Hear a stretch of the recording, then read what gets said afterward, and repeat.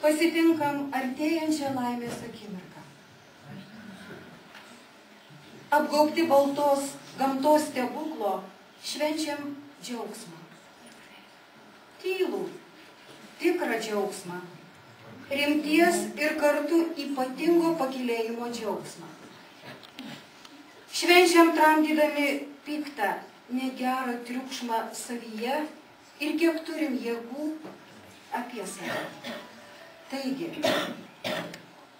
tik pienės žydėjo, vėl medžiai šarmuoti. Mūsų kieme žiema. Jūs pažiūrėkit, kokia žiema. Sako, nepramynė. Apsunkusių šakų rimties netrikdo. Nei žvėris, nei paukštis. Nėra nei blyksnių, nei šešėlių. Baltoj viduržymio tyloj. Tik lengvas pakylėjimas. Kada pečių nebesvarina, klaidos ir dvejonės. Kiekvienas rankose laikė po medžio pliauską. Aplinkui nebuvo nei vieno medžio. Baigiantis malkoms, lėtai merdėjo ugnis. Spaudė vis didesnis šaltis. Vienas iš 6 pastebėjo, kaip liepsna. Todėl įveikę visus sunkumus, kurie dažnai sukelia sumaištį mūsų gyvenimuose, pasitikime ateinantį viešpatį su savo tyla ir palaiminga ramybė ir priimkime jį atvirą bei nuolankia širdimi. Pasaulyje, kuomet tiek daug neteisybės, širdžiai trūksta ramybės, tikėjimo sielai, meilės artimui, labai dažnai žmogus praranda viltį. Tačiau turime mažą vilties žvakelę, mažą žiburėlį, kuris jūs palydės iki advento pabaigos, o toliau lydės per visą gyvenimą. Siūlam jums po mažą žvakelę parsinešti vilties.